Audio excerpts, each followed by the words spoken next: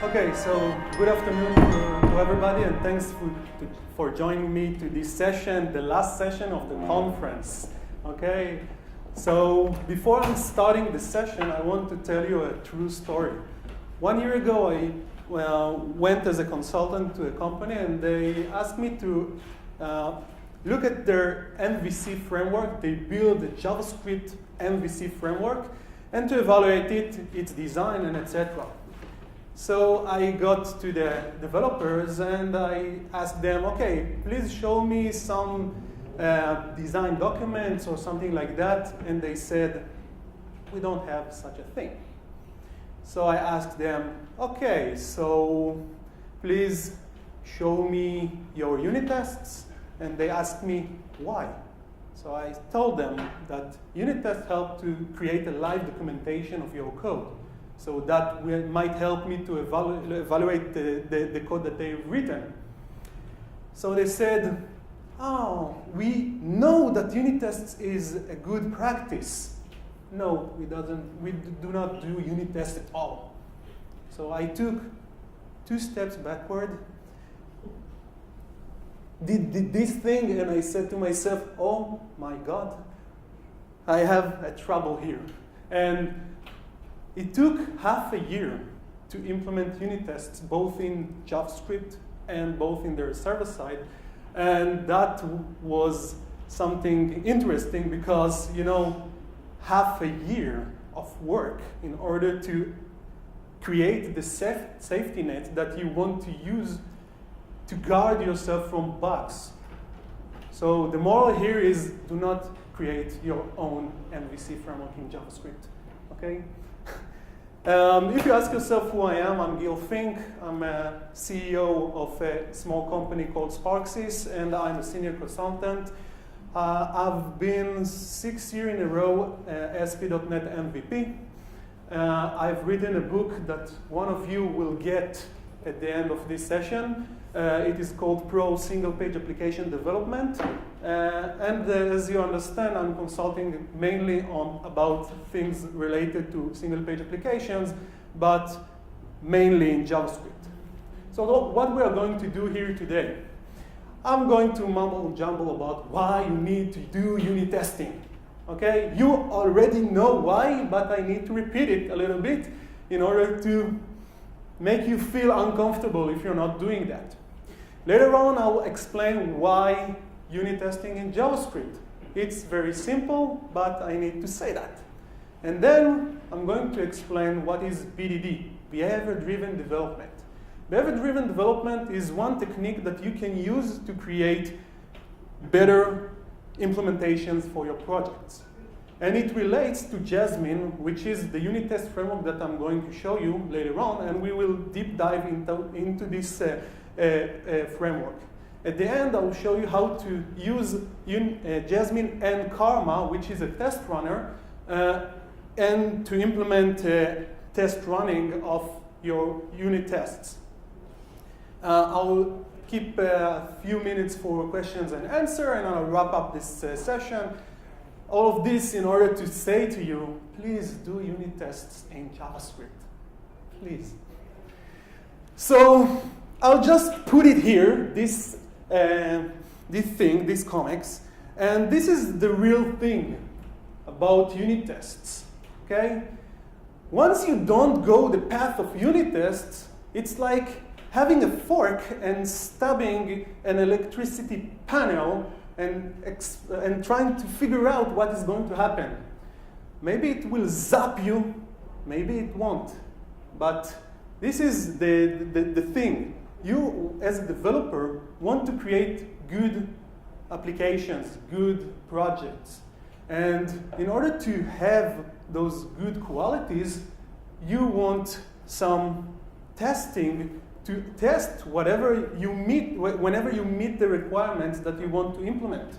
If you are not doing that, then zap.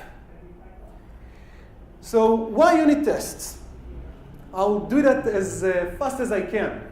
Tests help you to avoid bugs. You know how much money it costs to fix a bug in production? If you catch bugs early in the process of your development, then it will cost less, and this is why you would want to create unit tests. Tests increase your confidence in your code. That means that if you have tests, you are sure that your code is working. If you don't have unit tests, then do you really think that your code is doing whatever it needs to do? That's a problem, because most of us, if we are not doing unit tests, we pray to God that everything works fine. We get into production and we eat pizza in the evening, searching for one bug that you don't know where it comes from. So this is a little bit about tests. Encourage good design. I won't say best design or whatever, because unit tests encourage good design. They don't help you to create the most effective or most how should I say it, performance design, okay? They just impose good design. They help you to understand what the requirement is and how to implement it as good as you can. More than that, they detect the bugs early in the development process. And of course, related to what I said in the story in the beginning, they act as live documentation. You document your code by creating the tests. You can go to the unit test and understand what are the requirements of the code, because the unit tests document those requirements. So why unit test in JavaScript at all? You know, we are all doing JavaScript, and lately it is emerging as one of the most popular languages out there. You can use JavaScript today in browsers. You can use JavaScript in server-side. Anybody did a project with Node.js or Meteor.js? Those frameworks work in JavaScript.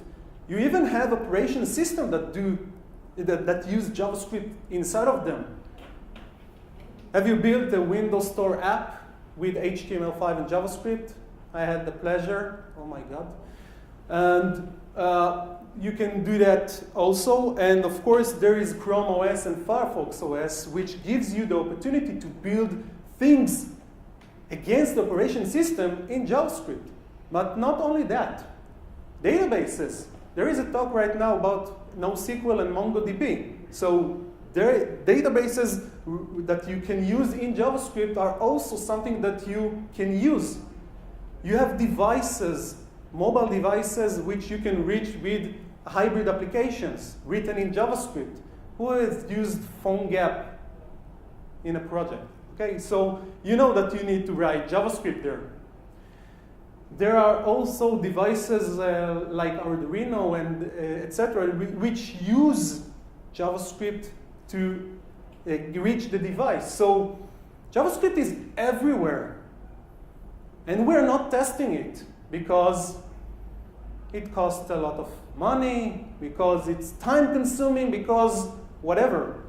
But there are good qualities for for unit testing. So you're doing that for every other language. Why not in JavaScript? And this is why we are here. We want to know, to understand how to use unit tests in JavaScript. So before we deep dive into Jasmine as a unit test framework, I want to explain a little bit about BDD, behavior-driven development. Because Jasmine is a BDD framework. So what is BDD? What is behavior-driven development? It's a development approach. It uses things like best practices from test-driven development, best practices from domain-driven design, object-oriented analysis, and object-oriented design. That doesn't mean that you have to use all of those development approaches, but once you go the BDD way, you will use those things and you will get a better design in your application. A better, not the best, okay? Another aspect of BDD, which is the most important thing in BDD, is collaboration. BDD is, in its base, is talking about collaborating between developers and business owners. Business owners which hold the requirement for your application talk with the developers, and both of those people, both the business owner and the developer, set up the requirement together. They set it up with their unambiguous language. If you've been to the DDD talk by Dino Esposito in the morning, he talked exactly about that. So BDD can help you do those things because it helps to collaborate. You need to collaborate to create the requirement, and later on, with those requirements, you create your tests. And with those tests, you create your application. And with the application, you sell to your customers. So this is the pyramid here.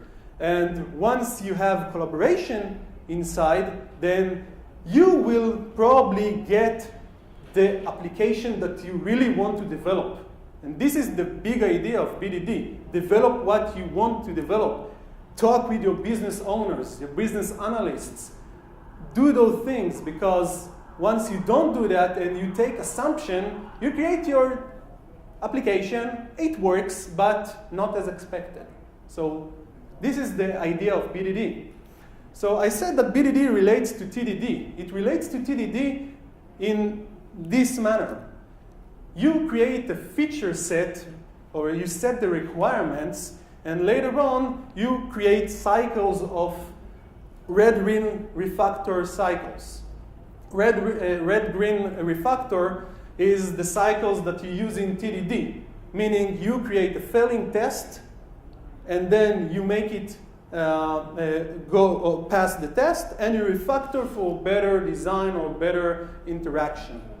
Okay, so BDD is on top of this. You create a feature set that doesn't work, you make it work, and then you refactor.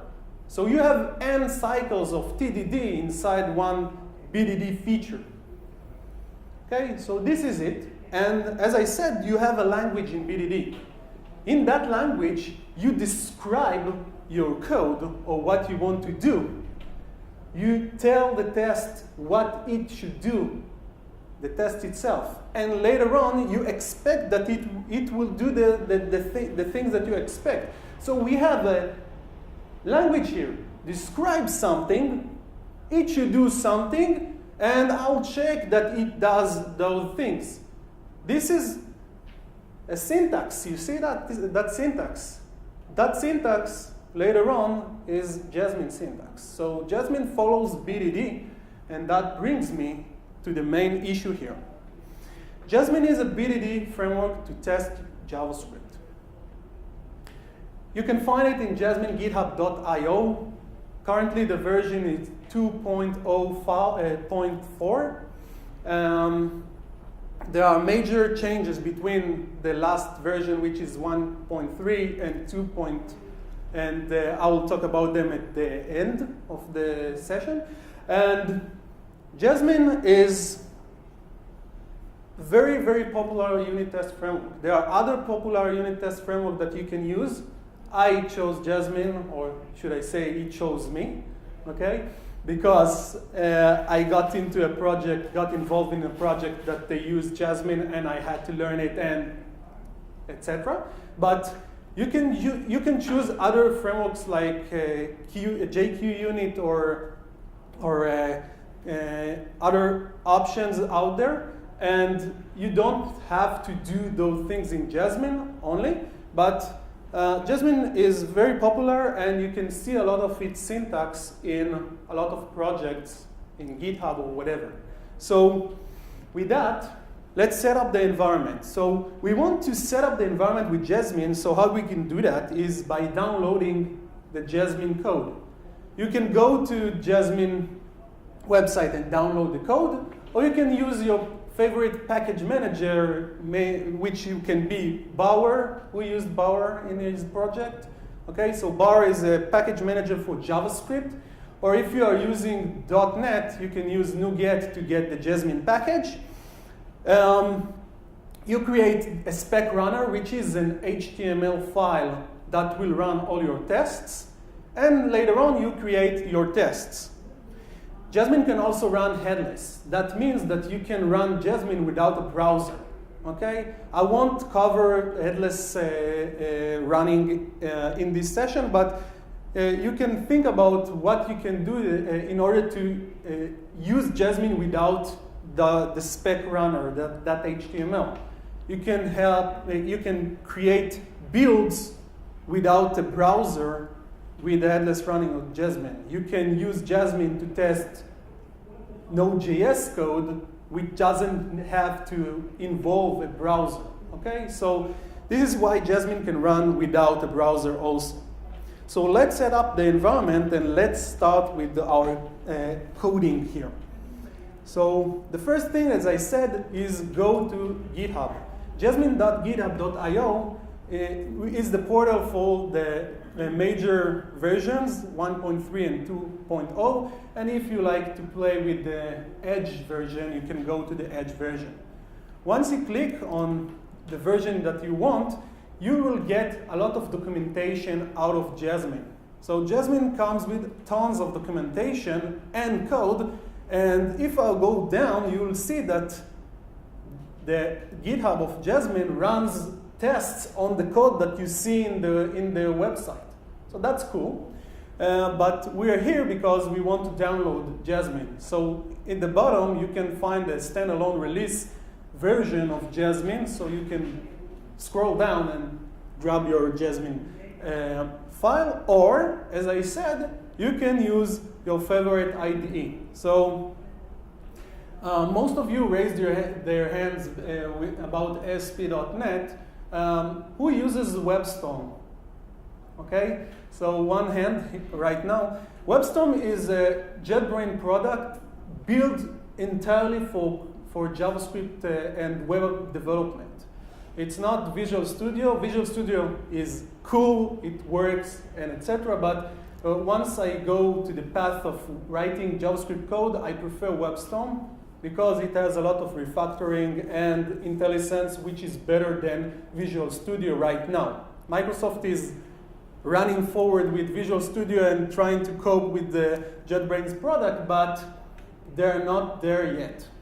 One of the good qualities of WebStorm is the ability to use Bower, the package manager, in order to grab packages in JavaScript. So I'll just open a bower.json file, and you will see here that it's evaluating.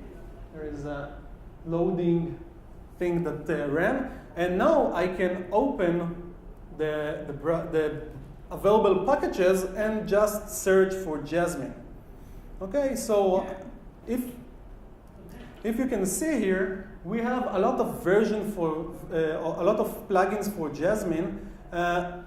The marked package is the Jasmine core. Okay, so you can install that package using this button, and that's all. If you are in Visual Studio, just write install -package Jasmine, and it will download the latest version. So once you download that package, one of the things that you will see here is the specrunner.html file. This is the main game, the main file that is going to run all your tests.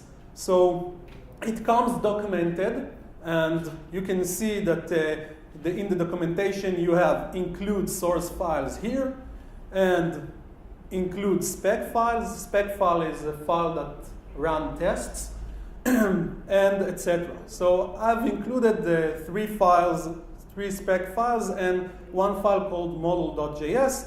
Later on, we'll see how we develop that. In order to create the first tests, let's write some code.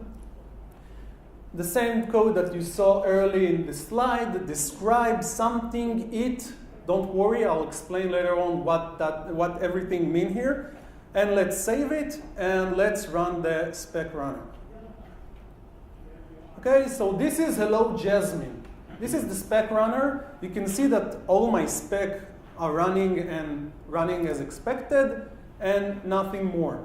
Okay, so let's continue. We set up the environment. One thing that I didn't mention, and you should think about, is how you structure your folders. Okay, most of the times you create a different project for unit tests. You can create that and have a structure for your folders. This is a suggestion structure that I found very useful. Under JS folder, put all the sources that you want to test, put all the tests in spec directory, and of course Jasmine in the vendor folder. Okay, sometimes vendor folder is called lib or anything else. So let's emphasize that in the demo.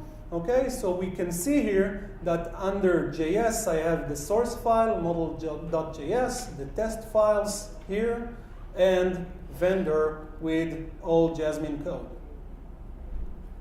Let's go on. So once we created the folder structure, let's talk about tests. In Jasmine language, you create test suites. Test suite is just a wrapper, a container of tests, of specs. In Jasmine language, it's specs. Okay, so in order to create the wrapper for the test, you use the describe function. The describe function gets two parameters, two arguments.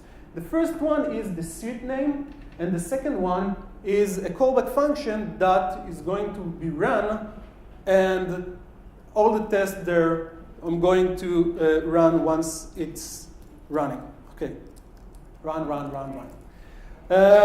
So typically we'll have a suite for every JavaScript file. So if you organize your source code divided into models, you will have a spec suite for every model.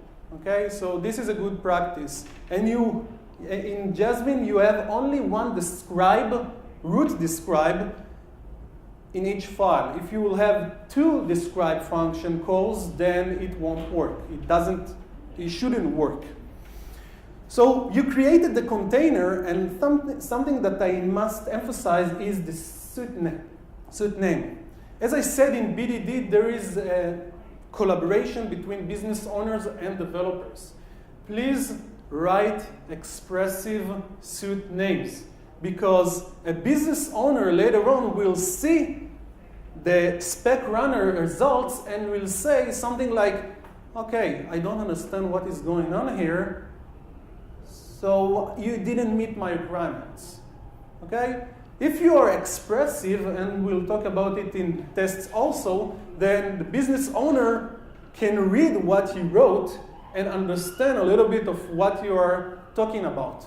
And if it's written in the language, the ubiquitous language of your domain models, then voila, we might understand the tests and whatever, and you might understand those things, and you will get live documentation. So be expressive as you can. Jasmine tests. So once you have a described container, you want to write tests. So tests in Jasmine are called specs, and you can write tests using the function it. Again, the it function gets two arguments: the name of the test, which should be expressive as you can, and a callback function which tests your code. Inside that callback function, you will write expectations. And those expectations are the things that you expect the code to perform. So what are expectations? They are only assertions. So if you've done unit testing in C#, Java, Ruby on Rails, then those are the assertions that you want to test. So they can be either true or false. And in order to test those things, you have a function called expect. it gets as a parameter what you want to test, and it has a Fluent API that is expressing what you want to test. For example, to be null. Okay, you expect something to be something else. And in order to use that Fluent API, you use matchers. So here is an example of a matcher. A lot of matchers, various matchers. You expect A to be B because I set A to be B. You expect A not to be null because A equals 12. You expect A to equal 12. That's, again, an expectation. You expect null to be null. That's a stupidity. I don't want to test that.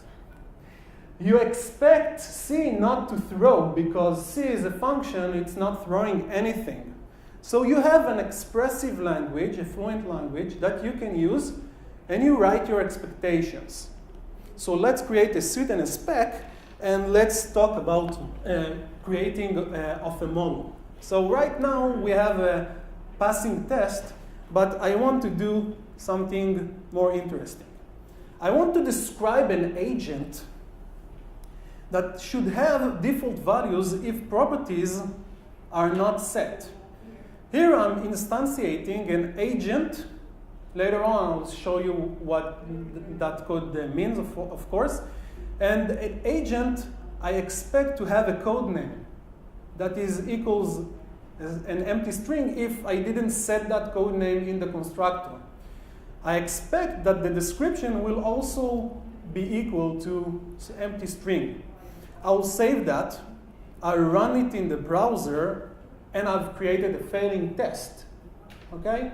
Why? Because I didn't implement anything at all. So we have Z is not defined. Okay. Agent should have default values if properties are not set, so we have a failing test. Jasmine showed me that, and I want to implement something. So I didn't show you the models. Okay, so here's the models, and here is where agent is going to be. Okay, I have Z here. Okay. So if you're using a lot of JavaScript, you might be familiar with this syntax. If you're not familiar with that, I'm just creating a namespace, a mimic the ability to create namespaces in JavaScript. This syntax is self-executed function, or IFE, immediate function execution expression, which set up that namespace. Inside the namespace, I create an agent, which is a constructor function to create agents, and another object which is called binoculars. In order to watch something, the agent will spy on something or watch something, and the agents have tasks. Right now we have a failing test, so let's make it pass. So if I want to create an agent with code name default value is empty string, and the description is empty string, so let's implement it. Okay, I have a constructor function here. I'm setting in each object the code name. I'll get the code name if somebody passed it in the constructor, or else I'm getting an empty string.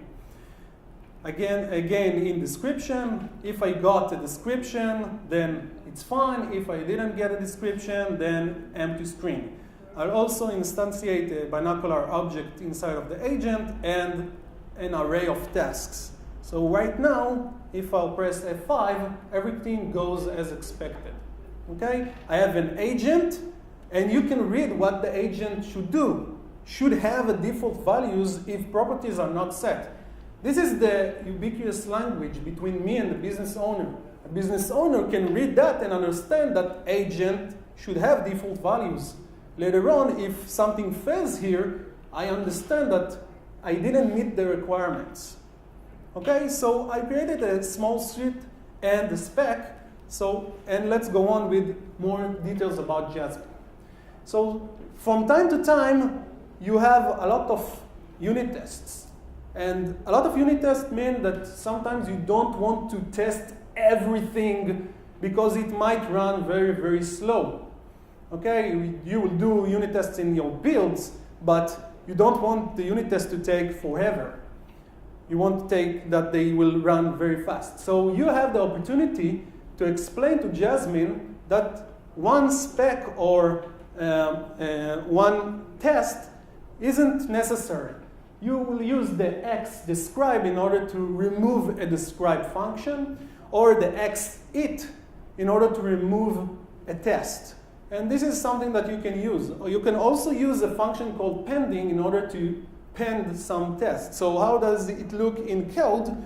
Let's go on and let's just write in the spec here, X describe, and let's run the browser again, and you see that no specs ran at all because I said, hey, don't run this describe function.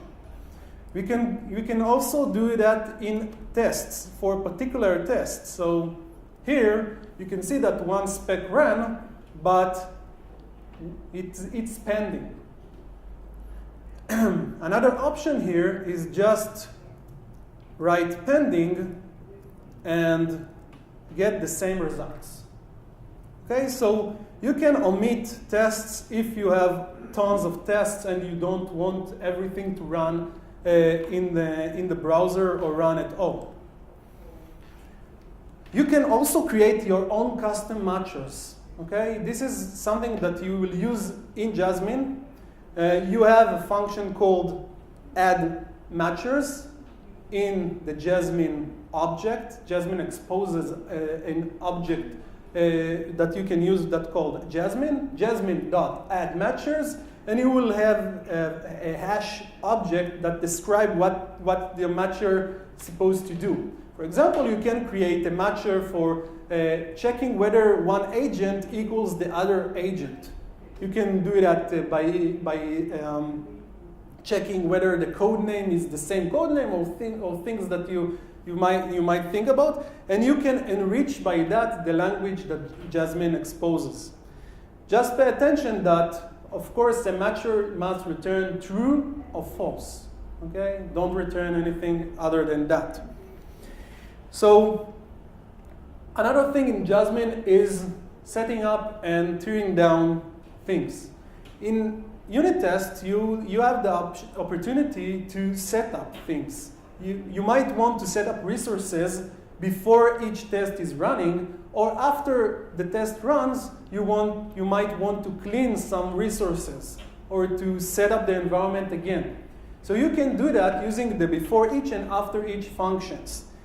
The before each and after each functions exist inside of a suite, and they only have a callback function. That callback will run before each execution of a test, and after each execution of the test. Of course, before each will run before, and after each will run after those tests. And let's see an example of using that in code. So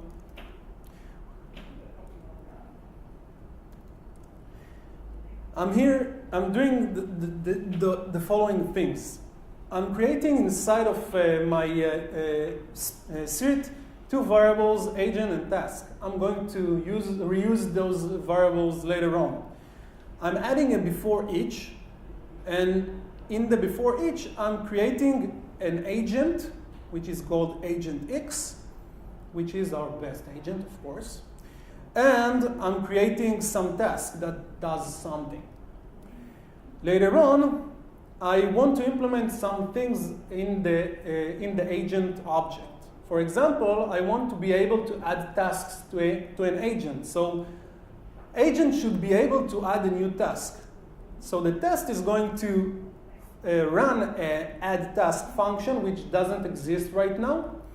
And I expect that the tasks array length will be equal to 1 because I added a new task into that array. I also want to validate that that the agent is in a valid state. That means that agent without code names aren't valid.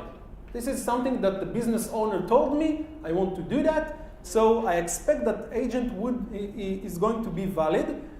And without a code name, an agent shouldn't be valid. So agent.codename equals empty string, running the is valid will be falsy. Okay, we have the syntax to be truthy or to be falsy. And now, once I run the test again, nothing works. Okay, I have a passing test, one passing test, and 3 failures. So let's make it work. Let's go to the model itself, and let's add the functions. Here is a task, as simple as this .task push the task that I got. And here is valid.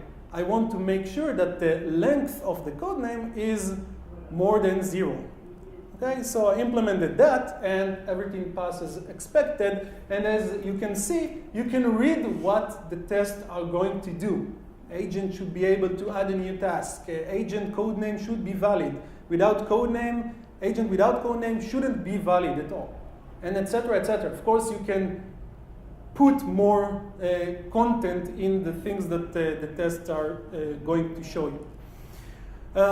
So let's implement the whole model right now. I'm going to add more tests, and here are the tests. I'm going to implement the task. So here is the code here.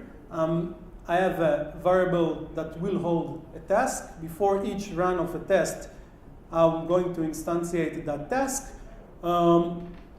Should have default values, again, like the agent. A task must have a description. If it doesn't get description in the constructor function, then empty string. And should be able to toggle. A task can be in a state of complete or incomplete. So I can take out the isComplete variable here, which I need to implement.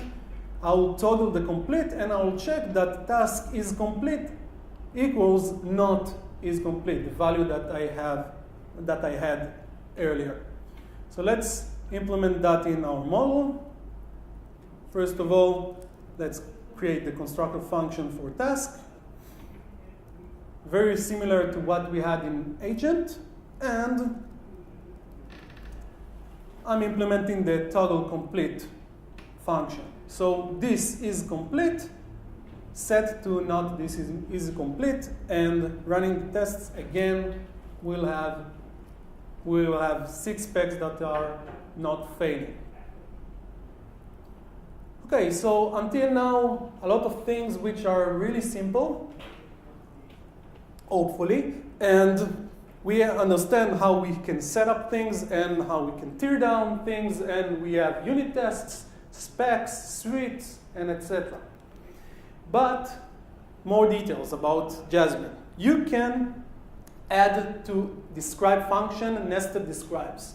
That means that if you have a huge feature inside of the model that you want to test, you can add a describe function, a nested describe function inside of the describe, and give it its own attention. Okay? One thing about it to understand is the before and after each functions. So the before each will run in the nested after the before each of the parent. Okay? That's something that you must understand. Again, the after each will run after the after each of the parent. That's how Jasmine will give you the ability to have nested describes. But Jasmine doesn't include only tests. It also includes mocks. Okay, this is something that, for example, there are other unit test frameworks that do not come with mocks inside of them, or mocks implementation. Jasmine comes with mocks. A mock object is an object that you can use to replace the implementation of something instead of doing or running some code. What I mean is, if you have some asynchronous code, you might want to replace it with something else, because you don't want the test to wait for an async call to end. Okay? You just want to understand that the async code ran because of something else. Or you can wire the callback function and test that the things that you wired works. So you can create mocks in Jasmine, and the option to create mocks is using 3 functions. The spy on, which helps you to really spy on some function and to check whether it was called or not called, or etc. You can create spy objects by using create spy or creating create spy object functions. And this will help you to mock things out of the implementation and to replace them with something else which doesn't do asynchronous code or go to a database or whatever. And that's good. That's good because it comes from the framework. If you don't if you use a framework without spies or mocks, there is a suggested library called Cinnamon. Okay, it's not written in the slide deck. Cinnamon.js, I recommend to use it in order to have a very rich mock framework for JavaScript. So let's work with spies. In my code here, sorry again, I'm going to add something that will spy on something else. And this is the following.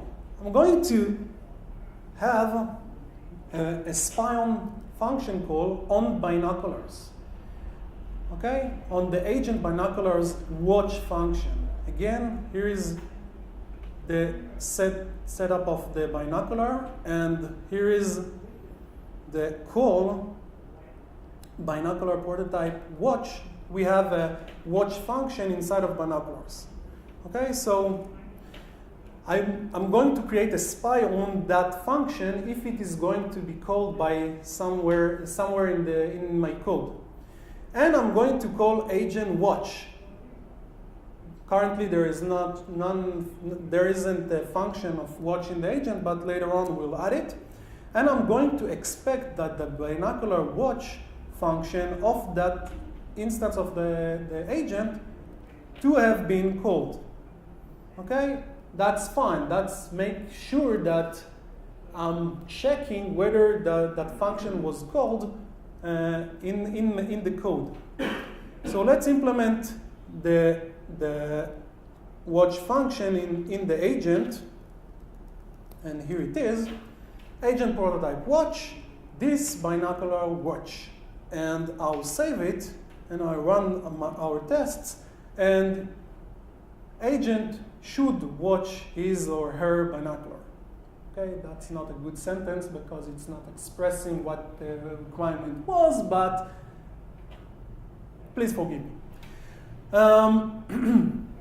So this is how you work with spy. You can also create, using the create spy and create spy object, a mock objects, entire mock object, which can replace your implementation later on. We won't see a demo for that, but we'll move on to other cool stuff in Jasmine. So async script. One thing that I need to explain to you is you should probably mock your async calls, but you can test async code in Jasmine. How it works? You can add a done object inside of before each and inside of each test. The done function helps to describe to Jasmine that the code that you are going to run is going to run asynchronously. At the end of each function that get the done function as callback, you must add done calls here and here. And what Jasmine is going to do is create a chain of responsibility that passes that done function from one function to another, and by that to enable you to create a test for asynchronous code. So that's cool. That means that if I have a set timeout here, that test will wait until the set timeout will run, and later on we'll test the things here. And in async code, we might have things that run for 20 seconds, 30 seconds, 40 seconds, and etc. So we don't want, I prefer not to test async code and to mock it, but if you need to test it, you can using the done function. But here's a caveat, a small caveat. The done function and this implementation is only supported from version 2.0. Version 1.3 in Jasmine has functions which called runs and waits for. And if you have async code and you wait for something to happen, you might wait forever. Okay? So Jasmine developers removed that implementation and created those done functions for us. So let's see a demo for async code.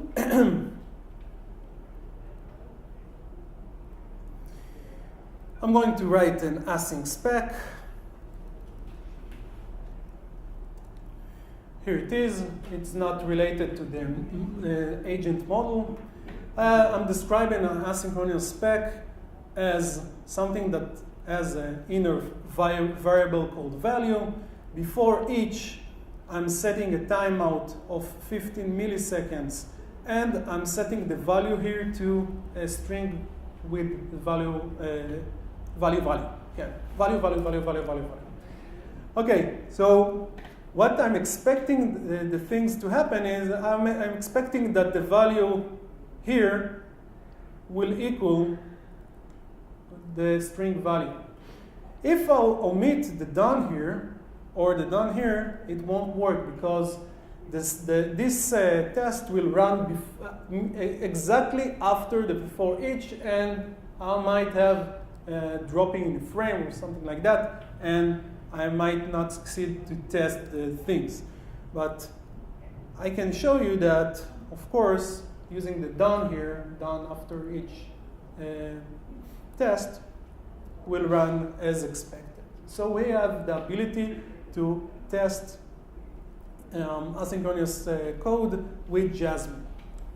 And it's simple as just calling a function, a done function. So as I said at the end of the session, I'm going to explain a little bit about Jasmine and Karma.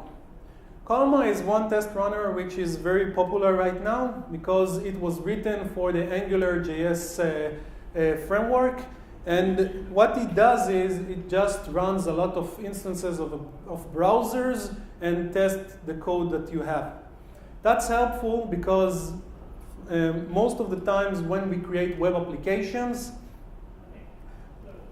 we would like to test them in more than IE or Firefox or Chrome or whatever. So Karma helps us to run all the tests in parallel. And one of the things that Karma has inside of it is the ability to use most of the current testing libraries out there. In this session, we're going to talk about Jasmine. So who attended the Shai Friedman's Angularjs? Okay. So in this example here, I'm going to use the knowledge that you learned there, and if you haven't been there in the AngularJS or you don't know what it means, I'll explain it a little bit. So we have a different project here, and this project is an AngularJS project. I'm just going to hit the open browser here, and this is the implementation. We have a navigation and some menus and a grid that shows some data and etc. But you might think about, hey, you're talking about unit tests. How does it relate? So let's use this application and let's test it using Karma and Jasmine. So the first thing that you would like to do is to add Karma into your project. How do you do that? If you're using Visual Studio, then there is an extension for Visual Studio that will wire up the Karma server. In WebStorm, it's much more easier. You just go to Settings, Node.js and NPM, and you install all Karma's models. The main model here is Karma, of course.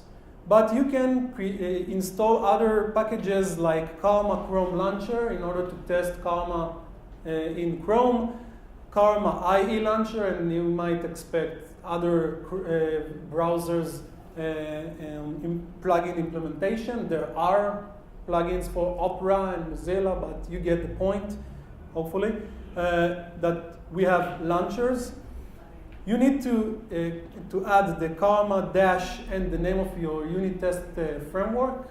Okay, so here we are going to use Jasmine. I also added the Karma dash JUnit reporter because it shows things in XML as a report for the test that ran. And don't pay attention to all of the other things here because they are non-relevant to Karma.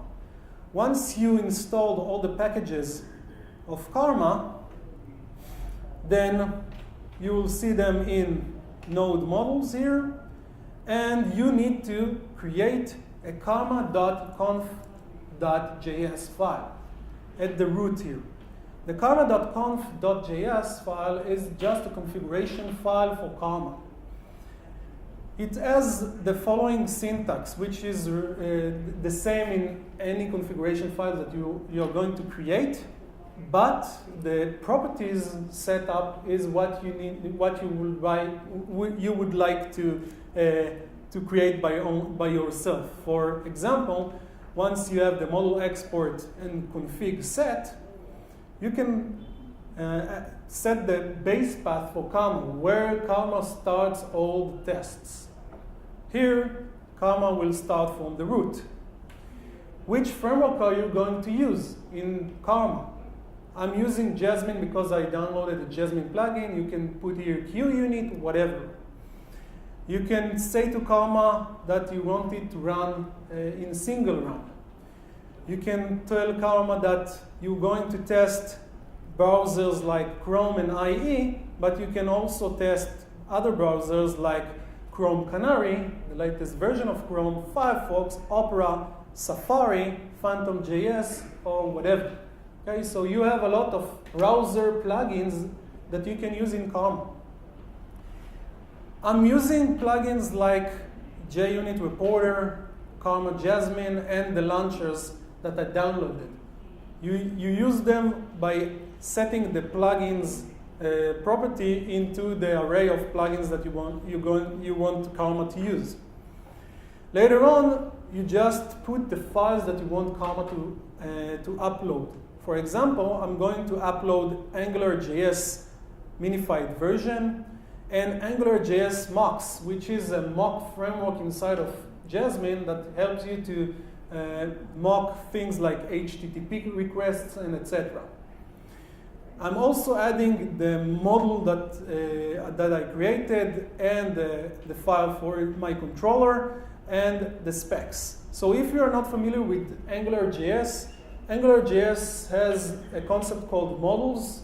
Inside of the models, you can create your model implementation. You can have nested models, and in each application, you will have a root model. Angularjs also has a concept of controllers. It's a client-side controllers which implement the logic that you can wire to views later on. Other things that you can configure inside of the Karma configuration file is how you would like the report to be. I would like it to be in JUnit way. What is the port of the web server that it's going to run, the whole Karma thing. If you want to enable disable colors, capture time, and etc. Okay, that's the main idea. You configure everything for your server, and one of the cool things about WebStorm here, you can see that I have a runner for Karma, so I can start Karma server from WebStorm. But we're talking about Jasmine and Karma. So let's see how it works. So if I have a controller here that does some HTTP work and have some function, I will probably want to test it. So here is the same syntax of Jasmine, is the spec for that controller. I'm going to describe a navbar controller, and I'm going to do a lot of stuff here. The stuff that I'm doing is, first, I'm going to create the model of Angularjs. Okay? One thing that you must understand is, without a model running, there is no context for Angularjs. So here is the model that I'm going to load. Okay, I'm creating by using Angularjs.model function a model that does nothing right now. Later on, I'm going to use something that is called inject. In AngularJS, you have a dependency injection mechanism built in. So you can use the inject function in order to inject things into Angular. And the things that I want to inject mainly is the controller that I'm going to use. Okay, so I won't explain the code here about mocking the expectation of get or whatever.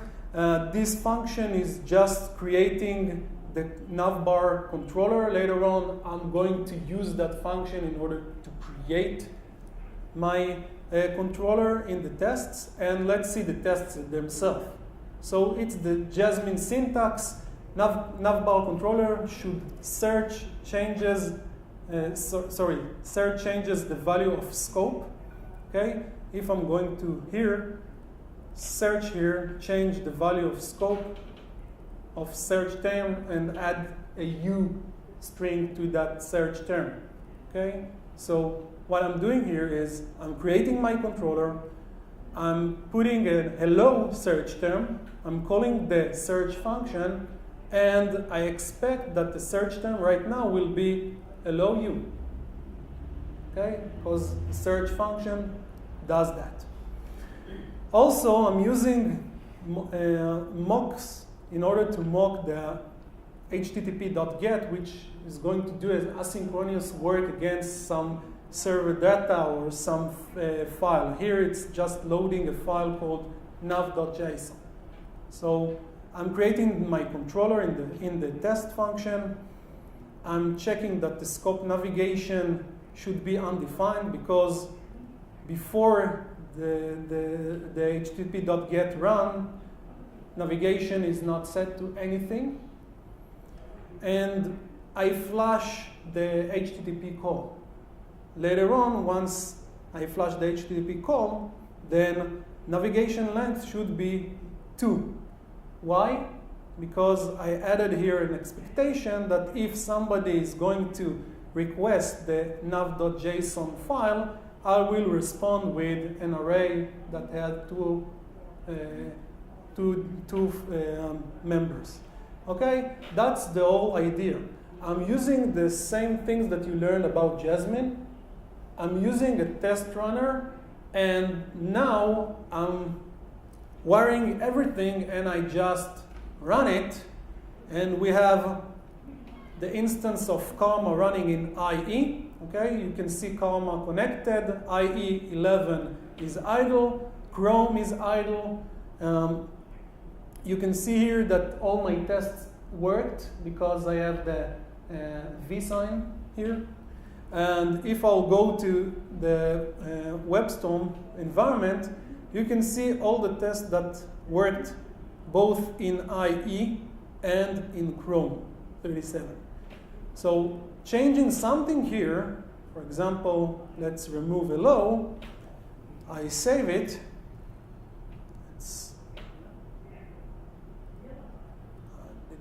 I set to Karma server just to run once.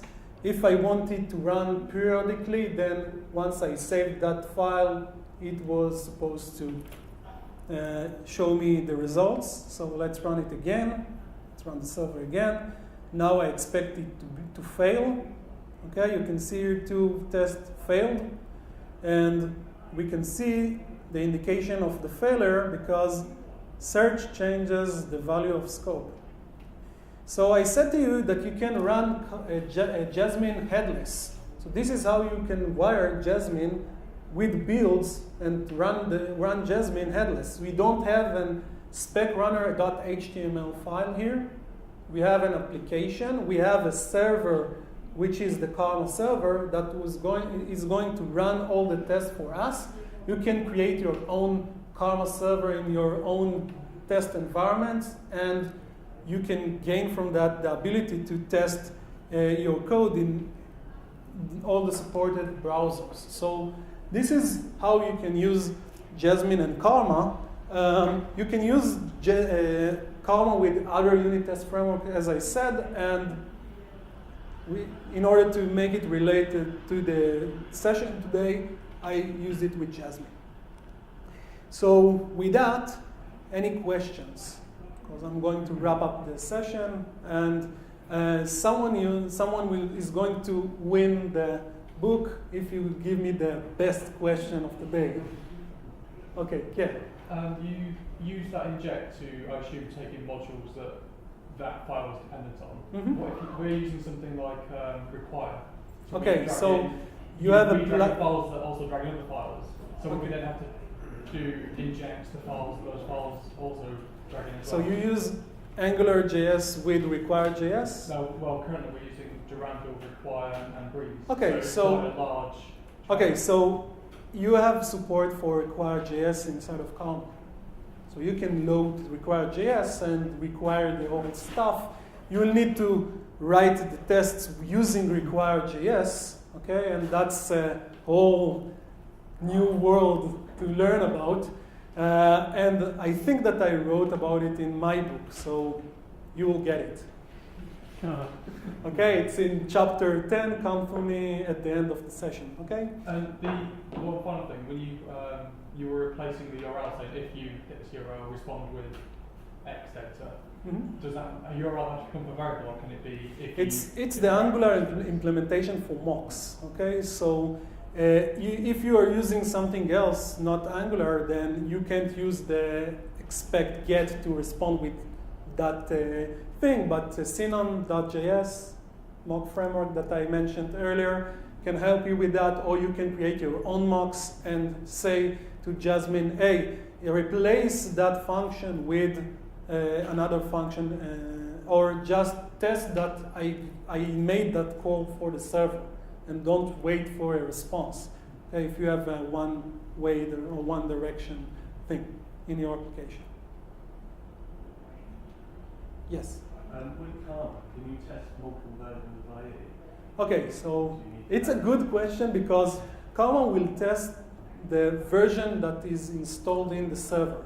I have IE11, so it tested the IE11. So if you want to use test it on IE10, you need that the machine that Karma runs on has the IE10 version. It will test the latest version that installed in the server itself. Is there any way to link it? IE launcher will have multiple instances of IE? I don't know. Probably somebody wrote such a plugin somewhere, and you will have to find it. And if not, then the answer is you can write your own plugin. I'm not suggesting that, but it's a good thing to do for the community. And you will have to create your own servers with the appropriate version of the browser that we want to test. Any other question? Yes. You said that you can run it headless. Yes. Meaning you can integrate it with the build. Mm-hmm. Do you need another tool for that? As I said, Karma is So an example Karma for can actually headless do that run. for you, right? Yeah. So You need a server to run your code. Obviously, yeah. Okay. Any other question? Okay, so let's wrap up the session and come for your book at the end. I sign it, so you'll get a signed book. Let's summarize. Unit tests are a good thing to do in any language, not only JavaScript. But if you're doing JavaScript without unit tests, you miss the safety net that it brings you. You miss the live documentation. You miss all the good qualities that unit tests bring you into the world. More than that, or not more than that, you might have your code and everything might work as expected, but in strange scenarios, it might not work. And to find those strange scenarios without unit tests is like searching a needle in a haystack. Okay, so if you're not doing unit tests, hold your pizza in the night and hope that the god of unit test won't strike you with lightning. Jasmine, you saw that framework. It's easy to get started with it. You only need to understand the syntax and how to use it.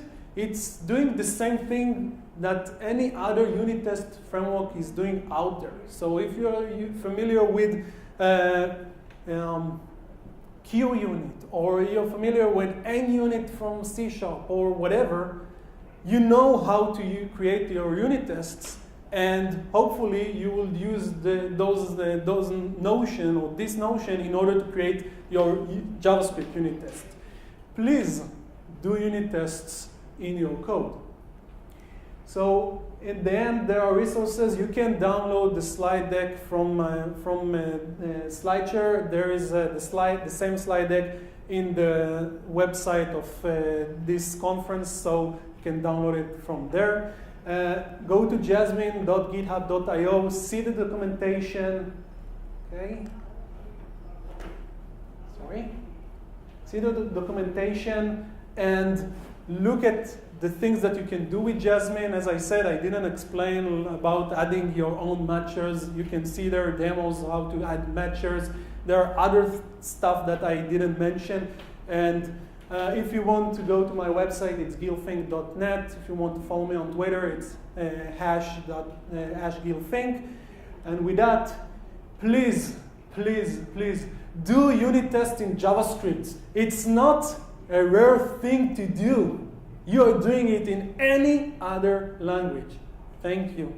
Do it in JavaScript. Thank you.